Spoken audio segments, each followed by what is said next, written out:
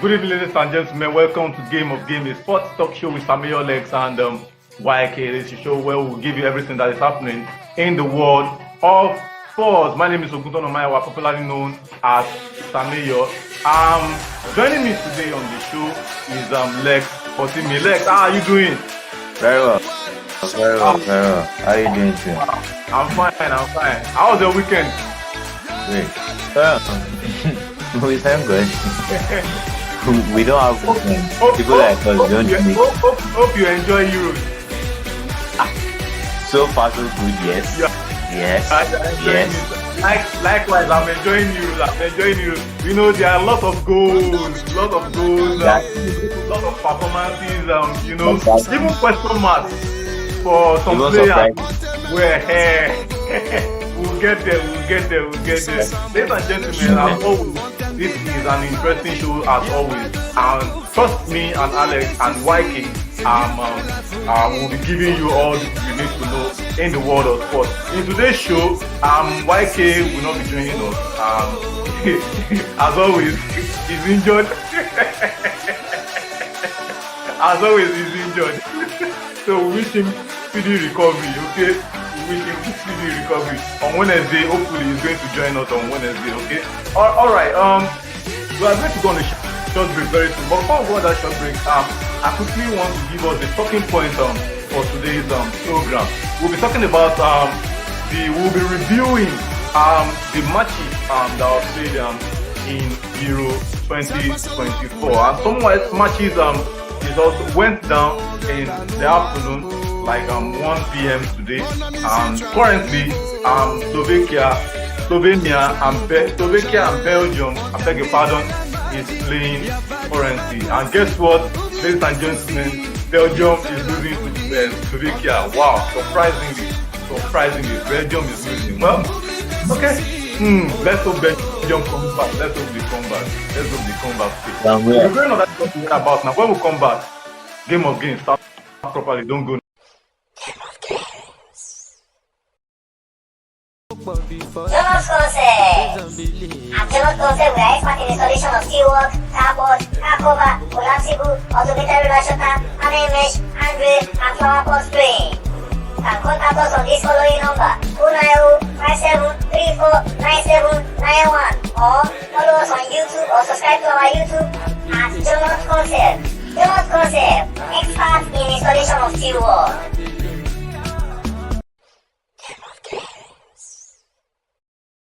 Welcome back from that short break. This is Game of Game, a sport talk show with Samuel Lex and YK. Before we talk about today's talking point, I quickly want to give to us the results of matches played in the Nigerian Professional Football League. But before I give us the results, a big congratulations to Enugu Rangers.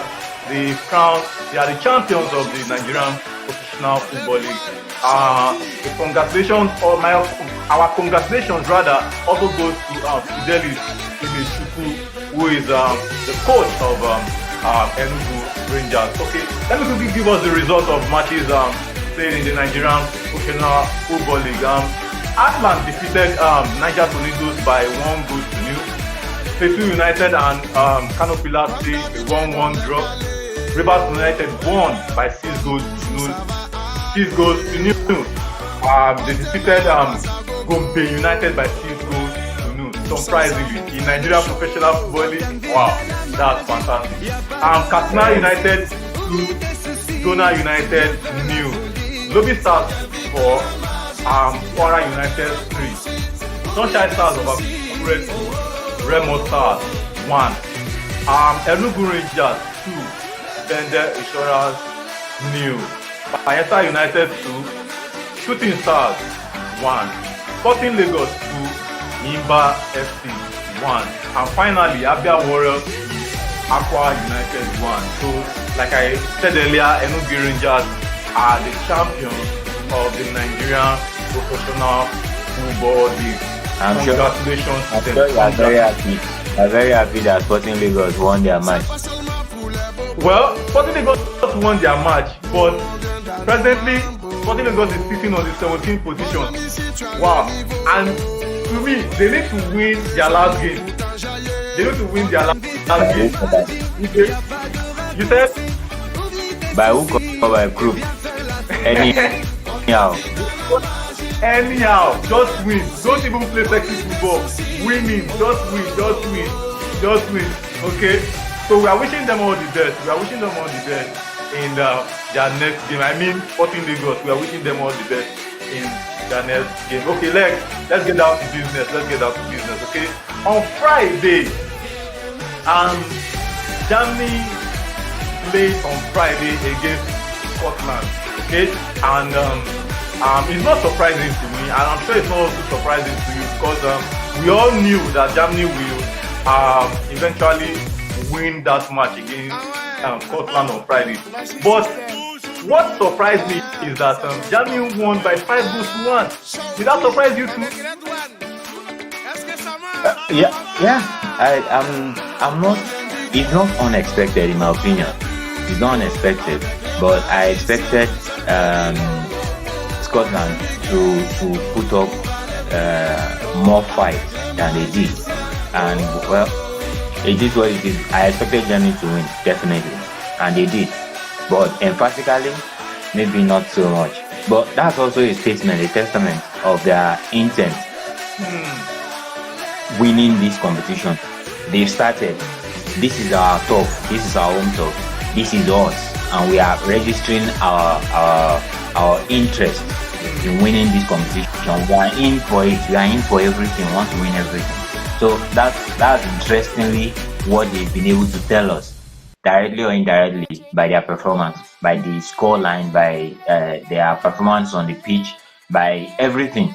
It was really interesting to see, and now we know that Germany, whether we like it or not, they are a very, just like we predicted, they are a very big powerhouse as far as the European 24 is concerned, and they are one of the contenders by all means. I agree with you that Germany are one of the contenders. You understand. I agree with you. But let's talk about Toni Kroos. I watched the match that day. Toni Kroos. I was saying that Toni Kroos. No, this is not the time for you to retire. I don't know what's wrong with that guy. I don't know who his advisor is. I don't know who is advising him. Toni Kroos is someone who will still have 3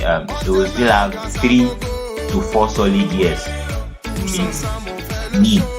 still have 3 to 4 solid years, in my opinion.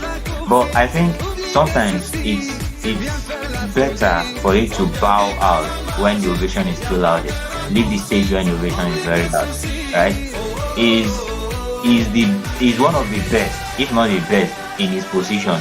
So in his time, he has done exceedingly well, and he just won the Champions League. He won the league.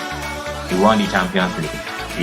He is trying to win the Euros now. If he wins the Euros and he retired, he has retired at the apex of his career, country-wise and club-wise. So that's going to be an interesting position to be. That means he's either very smart or very stupid. I agree with you. But I want to believe that he's very smart, and it's the interesting thing about all of this, about Toni Kroos, is the fact that he's actually not going to remain in football after his retirement. He's starting in what's it called? I think he's not starting. He's going to focus on his what's it called? Homeowners, start selling homes and all of that. That's what he's going to focus on. So he's leaving football completely. He's going into real estate, right? Real estate, thank you. He's going to real estate.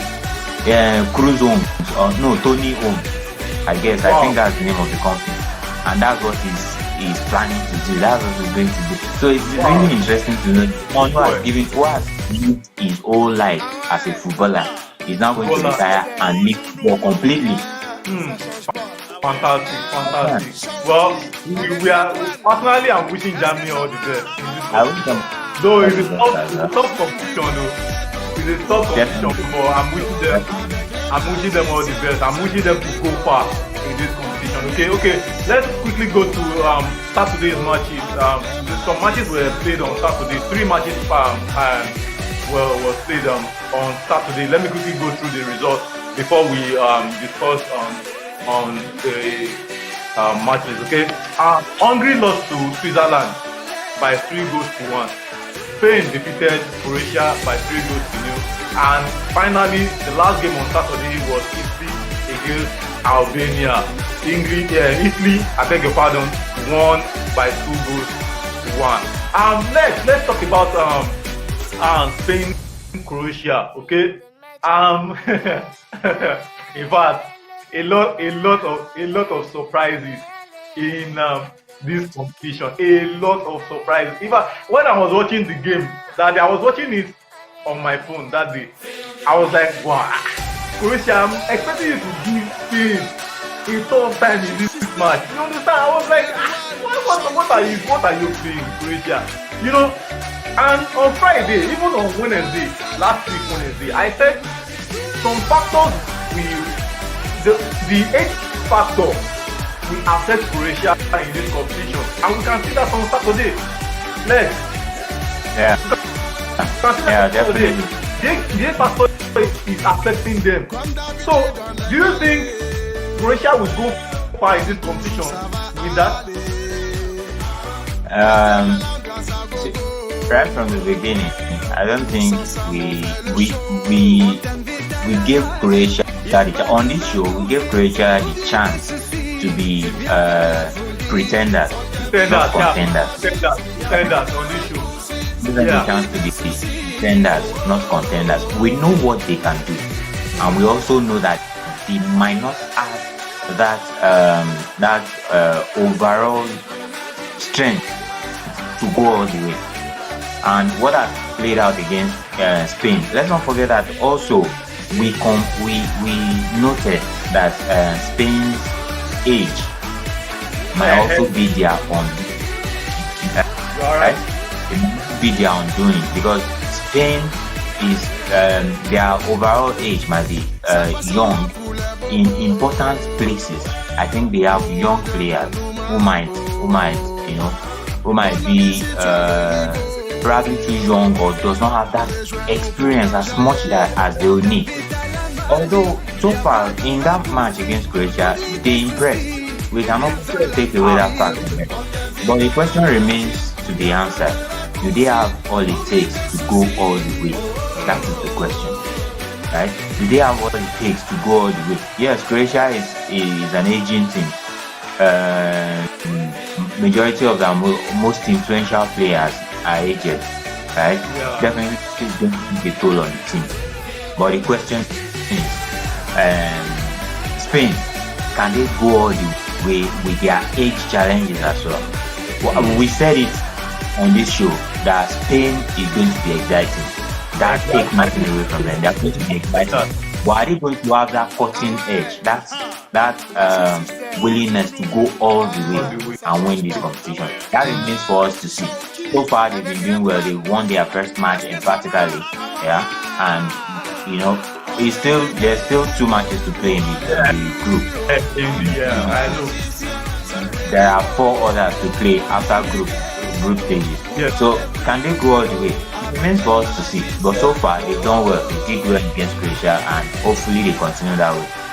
Wow, fantastic. Hopefully it continues that way. Let's quickly talk about Switzerland. Switzerland that day, by the way, Switzerland won by 3-1 against Hungary, as expected. But that 3-1, I'm not expecting the goal anyway. But as expected, I knew Switzerland will defeat Hungary one way or the other. But let's talk about the team itself. That day, I didn't watch the match, but I watched the highlight. But I saw someone who is very, very important in that midfield, Granit Xhaka.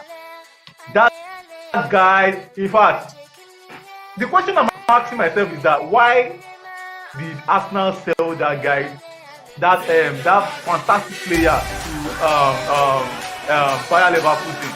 And look at what he did for Bayer Leverkusen. Next. The English people will say, if person will not spoil, another person will not go good. That's what, You go talk that's what about the English. Now, you see, I think what happened with Granit Xhaka is the fact that sometimes you just know that your time is up in a place and it's time to move on. Yeah, I think that's what happened with him. The team needed to go in a different direction. That's Arsenal. Arsenal needed to go in a different direction, and he probably was not part of that direction. So they had to let him go. They got real money, good money from him, from his sales. Yeah. They sold him for £25, right? And that's good enough. So far, nobody would expect him at his age. I never expected that at his age he is going to go on to Leverkusen to perform exactly. the way he has done. And definitely he's coming from a very fantastic season. A fantastic season. A 57, Fantastic. 52 games unbeaten season. He only lost one game all season. Not one game. And that was the Super, yeah. So he's coming from he's buzzing with confidence. He has a lot of confidence right now, and I don't expect anything less from what he delivered at that important stage. He has done well so far in the season. He's done well so far in the Euros, in the Euro 2024, and there's more for us to see. What I actually did not expect was for Hungary to lose that much. I also expected, I had big expectations from Hungary because of what they did before the competition started. They did well. They are friendly. They were a compact team.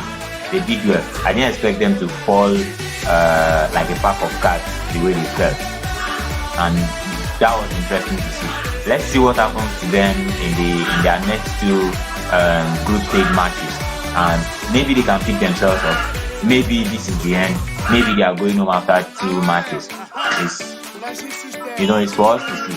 Let's wait and see. But kudos to Switzerland. They did exceedingly well. Wow, fantastic! You did exceedingly well. Just like what I said.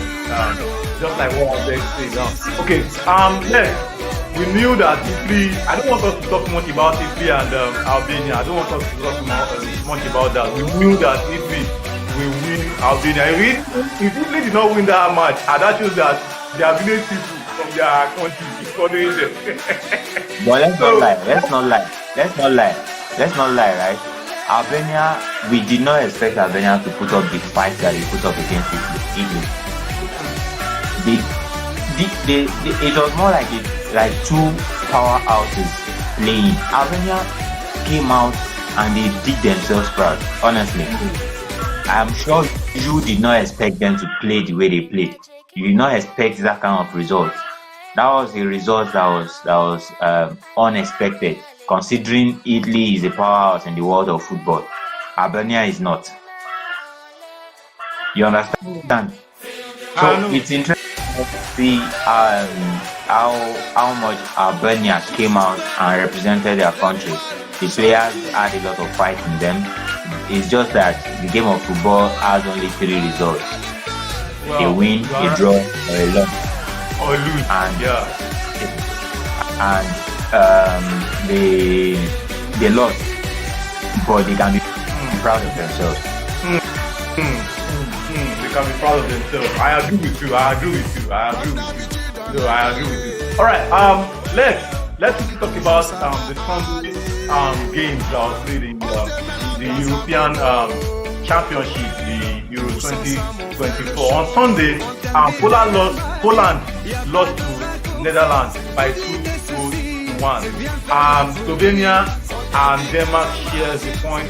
They played 1-1, Slovenia and Denmark. While the final game on Sunday, Serbia versus England, which England won by a goal to 0. You understand? England won. Let's talk about England. There are some question marks on the performances of some players, especially in England. But let's talk about the holding. To me that day, I watched the match that day, and to me, Phil Foden did not perform the way he used to perform at Manchester City. Are we going to say that maybe because Phil Foden is playing on a left wing, that's why we didn't see much of Phil Foden that day? You know, in Manchester City, he used to play right wing, cut the middle and shoot. You understand? So are we going to say that's the reason why we didn't see much of Phil Foden that day? Okay, first of all, let us agree to disagree that Manchester City players in their countryside, they actually don't perform.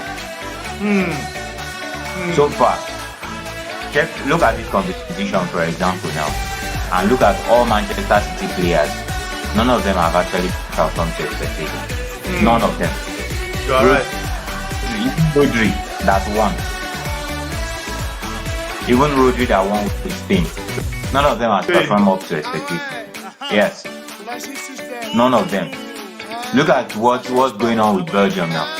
Belgium presently, yeah. Doku is there. Doku is there. De Bruyne is there. De Bruyne is there. So let's agree to disagree on that and say that Manchester City, I think when it comes to international football, Manchester City players, they have a cost to them, and hopefully it stops. But now let's talk about Phil Foden. I don't think Phil Foden's problem is the position he plays. Just like I read something from Cesc Fabregas. Foden is one of the players that to tell what to do as a coach. You don't need to coach him too much because he knows enough to deliver on the pitch. Now, after knowing enough, knowledge is not enough. You need the zeal, you need to want the result. And what we saw for England against who did they even play? What we saw from Phil Foden against Serbia was not. He wasn't a player who wanted it. Compare him to Jude Bellingham in that game. Compare him to Saka in that game. The way they play, you know that some players actually wanted the result more than others. Phil Foden is not one of them who wanted the result more than others. He was just playing casually. Maybe because he had the excuse of I'm playing up so, and it's not like that. And also we have to agree to disagree once again that Southgate has not done good enough. Putting square pegs in round holes has never worked for England. Yeah, you are right.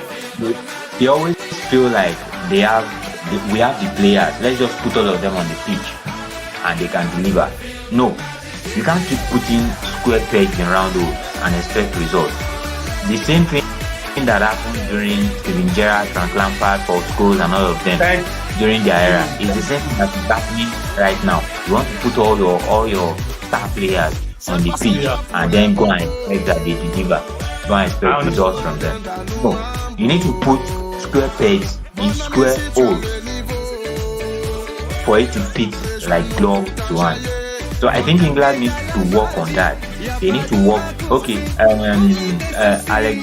Arnold played in the midfield. Yeah, he played in the midfield. Yeah, they said he's been working on that role for more than a year and all of that. Arnold did not do badly, but he did not perform the way he could have performed when he plays from right wing, from the right back rather. Yeah, exactly. So why do we keep putting square pegs in round holes? Let players play their natural position. You have enough players to go around.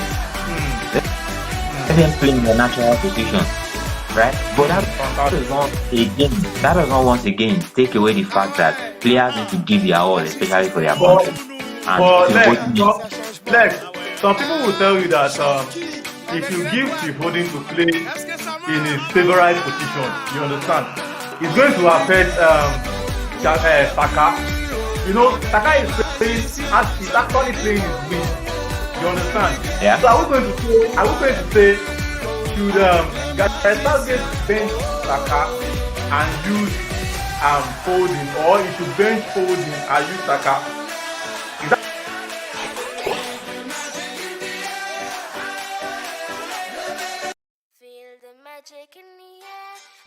Sorry for the break in transmission. This is your favorite show, Game of Game, a sports talk show with Samuel, Lex, and YK.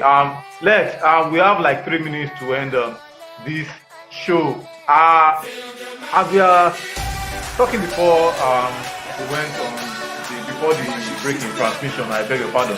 I asked you a question that are we going to say Phil Foden should bench Saka, or Saka should bench Phil Foden? Is that what you are trying to say? I think Saka would have to play for Phil Foden to sit down. That's honestly my opinion. That's what I think. I think Saka would have to play for Phil Foden to sit down. Considering their influence on the team since they started playing for the team. I'm talking about at international level now. Considering their influence on the team, I think Saka will play ahead of Phil Foden in that team. Wow, fantastic. Because of our time, ladies and gentlemen, because of our time, we should have reviewed the Netherlands game against Poland. By the way, Netherlands won by 2-1, and we should also review Slovenia and Denmark. They share one. Let me mention that YK's favorite player was Weghorst, one that came for Netherlands. You are right, Weghorst.